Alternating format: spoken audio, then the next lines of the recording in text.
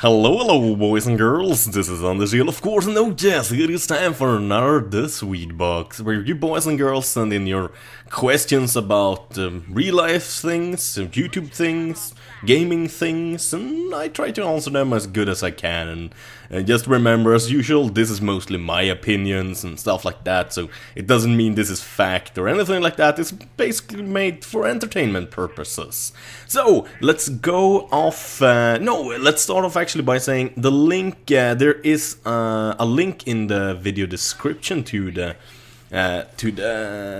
email I'm actually using to receive these emails and read them and stuff like that. Please do not send any spam or anything like that, because it will simply not be answered. I mean, if you ask me like, oh Anders, what's your favorite gun in Battlefield, I won't be answering that. This email is made to answer and read emails like the ones I will show you guys in this video. And what the hell, there's something else. Yeah, and the gameplay in the background is of course Tribes Ascend. I haven't really gotten time to make that many videos of Tribes lately, because I simply have kind of sucked. And this is the first good team deathmatch game I actually gotten, so I actually wanted to show this off. So I hope you guys enjoy that too, so to say. And let's start off with the first email. Hi Anders, and I'm gonna drag it out a little bit so I can see it better. You guys won't see a difference. I would like to know your opinion about buying things in-game that would give a player an edge over another player who is unable to buy it for whatever reason. To make it a bit more simple, here are 3 examples of questions. Part 1. Buy things in-game where the game was free, like gold in Tribes Ascend. That's a very good example. Part 2. Buying things in-game where you pay a monthly subscription and bought the actual game too, like special amounts and pets in World of Warcraft. Part 3. Buy things in-game where you bought the actual game, but you don't have to pay monthly subscriptions, like guns in Warhammer 40k Space Marine. And one more thing that I kinda relate to this, I would like to know about your opinion about players getting a DLC, getting a DLC or some shit like that earlier than other players, because they're subscribed to something like the Call of Duty Elite package thingy for Modern Warfare 3, or because there was some special deal or something that in new people bought a game they would get all DLC for free, but the people who bought it before this deal would get it for free. Thanks for reading. Love the videos, Josh from Canada. Oh gosh, these are actually kind of hard questions, to be honest. Let's start off actually with the last question you kind of asked there.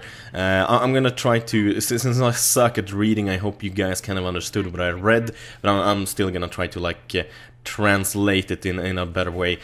Simply what he's asking is what I think about when people get a game cheaper or get DLC for free when they buy the game a lot later than people who bought it on release day. And there's different things to think about when you talk about DLC and what you get with a game when you buy it. For example, I love the Fallout series, and I think it's totally okay that a year after the game has released and you buy the game for full price, you get all the DLC for free that everybody else has paid for, because simply you're buying a product that simply is old. So I don't see any problem with you getting it cheaper then, because simply all your friends has probably played it already. Everyone has experienced it already, and it's old. It's not like it's used in any way, but still it's old. There's a lot of new games out, and they simply have to make sure you get a lot for your money for you to be able to think that, oh, it's worth buying this game that's actually 1 year old. So in aspects like that, I think it's totally okay. I think that's exactly the thing companies should do. When it comes to Call of Duty, they have a lot of weird things going on. I haven't bought a Call of Duty game for a while. I bought Black Ops like a year ago, 1.5 years ago. Before that, the last game I bought was Oh god, I don't even remember. Call of Duty 2, I think, or something like that. Like 5, 6, 7 years ago. So I haven't bought a Call of Duty game for a very long time. And not because the games are really bad, but more or less because I think Activision and basically how they handle stuff isn't very consumer friendly. Simply because they chose to charge, for example, $10 more for their game than any other game company charges for their FPS games, and simply I don't think it's worth $10 more, and I definitely don't even think it's worth the same price as many other companies charge, simply because the game is pretty much the exact same game as the last two games, with just a few tweaks and changes. It doesn't give PC players real servers or anything like that. I mean, for God's sakes, Battlefield actually gives console players real servers now and not host gaming. I mean, that's just...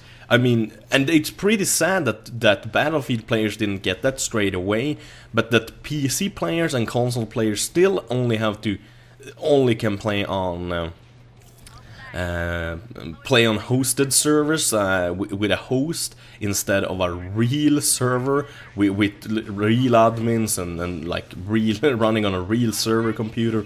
That's just fucking sad, to be honest. That's just horrible. That's a deal breaker anytime for me, because to play hosted FPS games or FPS matches, that is not acceptable in my book. I mean, not even on consoles. I mean, fuck, I mean, sure, they're all the consoles right now, but, I mean, look at Battlefield. You get to play Battlefield 3 on a real server if you have a console, if you want to. You can even rent your own server, for God's sakes. A real server. So that's kind of weird, but... and as I said, it's very weird. I mean, the things I think companies really should do, and again, Battlefield is a good example actually of this. EA usually isn't like the nicest company around, but when it comes to Battlefield, I think they've done everything except like releasing good patches right, to be honest. And I don't know who to blame, if it's EA or if it's DICE to blame there, but I bought the game early. I pre-ordered it, so I got access to the beta 2 days early. Very nice. And I also got the Back to Karkan expansion for free, because I was a loyal customer, loyal Battlefield fan that bought the game early and made sure they had money even before they actually released the game. So yeah, that certainly is how I think at least companies should act. And when it comes to the first question, whether what kind of ways you should be able to buy weapons and stuff like that, I think Tribes is actually an excellent show of exactly how a company should act and behave when it comes to letting people buy weapons, literally. Because in Tribes, you can play the game and unlock all the weapons without ever paying $1 single. Ever. The only things you can't buy is skins. And I mean, that's totally fine by me, because skins, those things are not important for the game.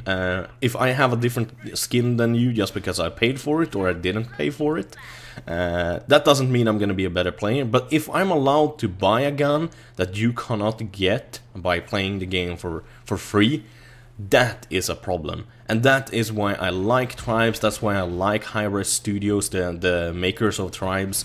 As simple as that. It's good practice to do that, because as I said many times in Tribes, about Tribes rather, it's very important when you have a free-to-play game that everybody feels welcome and everybody feels like they can get all the things in Tribes too. I mean, sure, it kind of sucks sometimes if even I don't have a lot of money, since YouTube doesn't pay like huge amounts, but I get by. But sometimes you have to like choose food or unlock in Tribe, and I choose food. God damn it! But basically, it can suck to like see some guys unlocking all the weapons before you, and you want to try them and stuff like that. But I think it's totally cool because I can just play the game. If I play it very good, get a lot of XP, I can unlock it, and that's kind of the main reason. If you allow people in the game to buy weapons that you can't unlock by just playing the game, that is incredibly bad. If you can't get the game, or if you can't get the guns in a game in any other way than paying for it, that is extremely bad practice, and you really should not buy anything or buy that game at all or pay any subscriptions for it, because it simply gives people OP, overpower basically, compared to other players. And when a game is a game where you compete against other players online, that is incredibly important, that actually is fair and stuff like that. So I think most gaming companies should look at the model Tribes have. I think there's a lot of other games that actually has the same model, I would guess. But anyways, it is... excuse me, my voice is kind of cracking up. As I said, Tribes has a very, very good way. I don't really like monthly subscriptions. I think that's bullshit.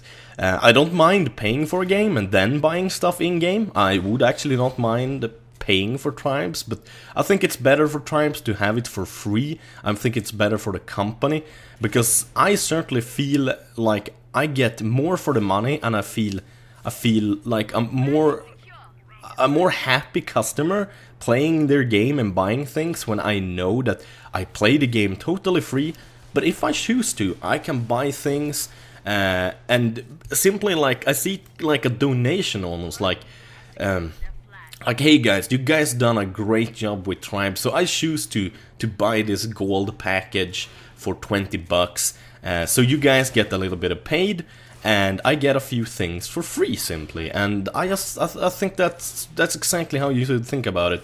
It's not really buying things in it. It's more or less like basically giving away, or I don't know how to say it, tipping for the game, basically. You basically tip, like you tip a waiter at a restaurant. We don't really tip people in Sweden, but anyways. But let's go to the second question. I think I went on the first question a bit too long.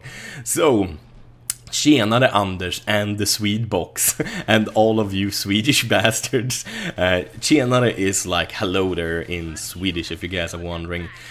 What made you want to upload videos and gameplay on YouTube and all that stuff? I mean, did you do it for fun, or just because you didn't have anything to do? Want to become a famous YouTuber, and do you got any tips for people who want to follow your footsteps and become a YouTuber too? Med vänliga hälsningar, Geekhead said, basically with kind regards, Geek said, or something like that. It's kind of an easy question actually. I decided to do videos on YouTube simply because I wanted to learn actually how to make videos. I never made any videos of any kind before, so I simply wanted to try it out.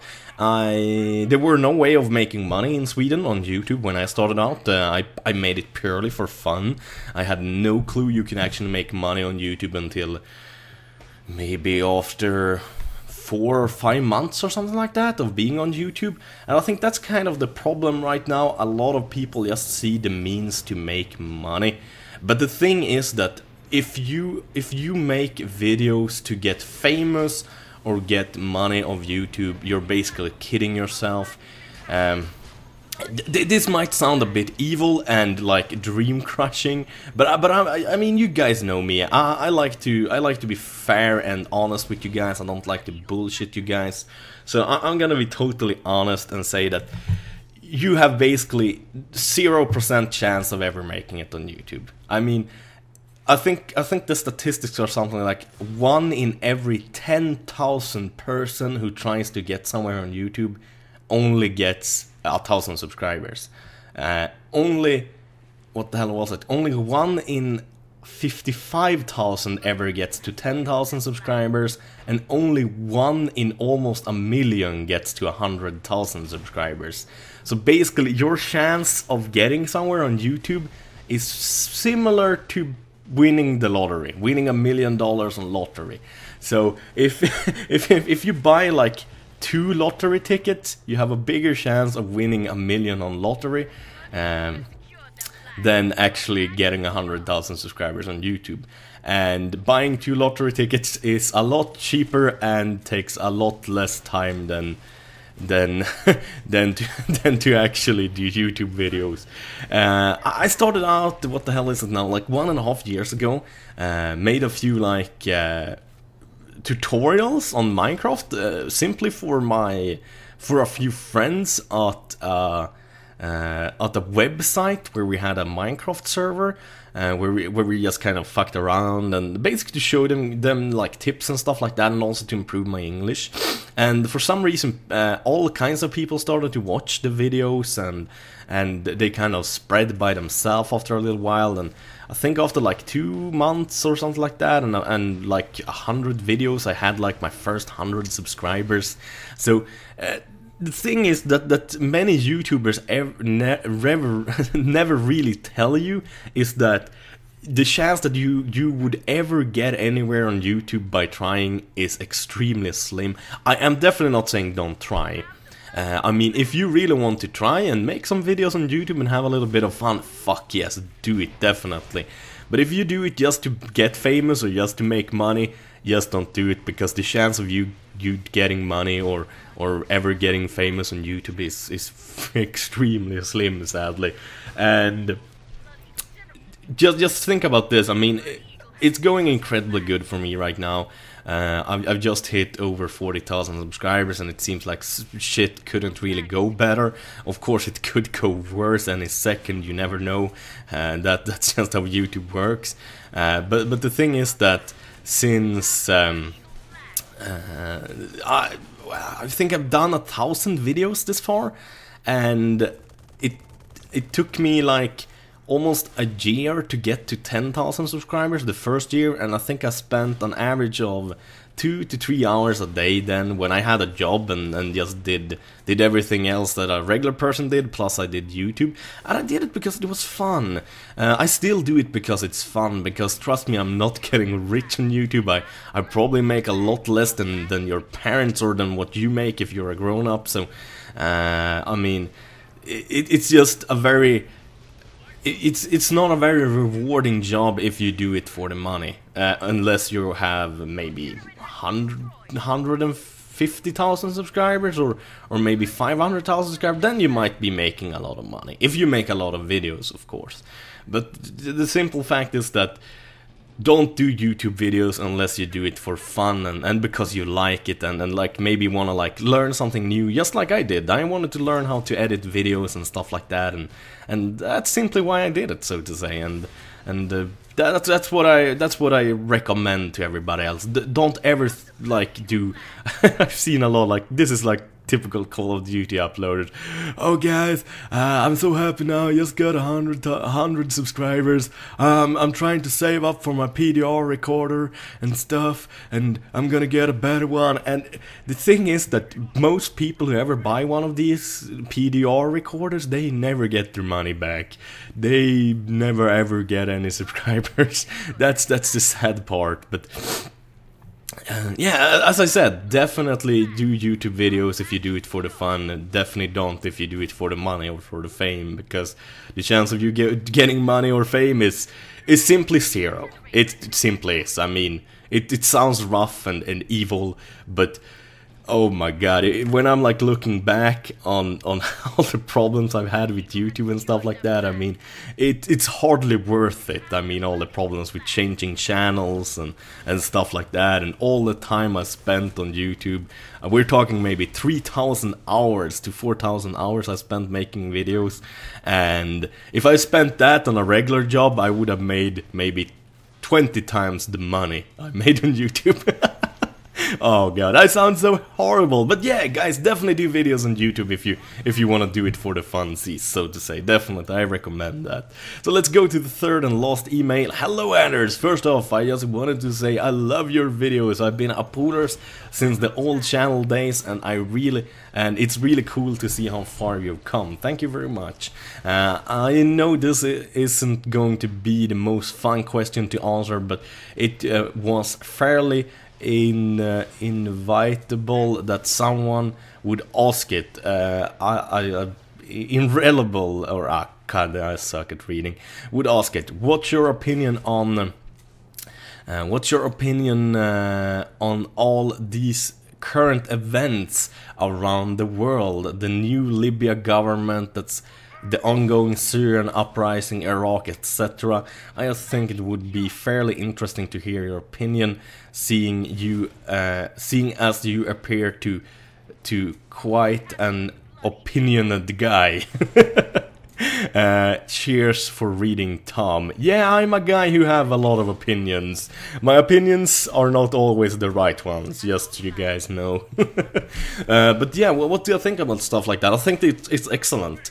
I mean, this is something we Swedish people did 200-300 years ago. Sacrifice our lives and things like that to basically overthrow kings and monarchs and shit like that, to make sure we have an elected government that we the people decide about. I just think it's extremely weird that the countries in Middle East still are going around with that kind of setup, that they have simply families and people who are born into families that like decide their entire life and shit like that. That's just extremely weird to me, to be honest. So I'm happy that they're finally, so to say, getting their act together and actually doing a little bit of uprising and making sure to fix this, because I make sure to really enjoy the freedoms I have as a Swede that I simply is born with. I haven't had to do any rioting in the streets or anything like that, but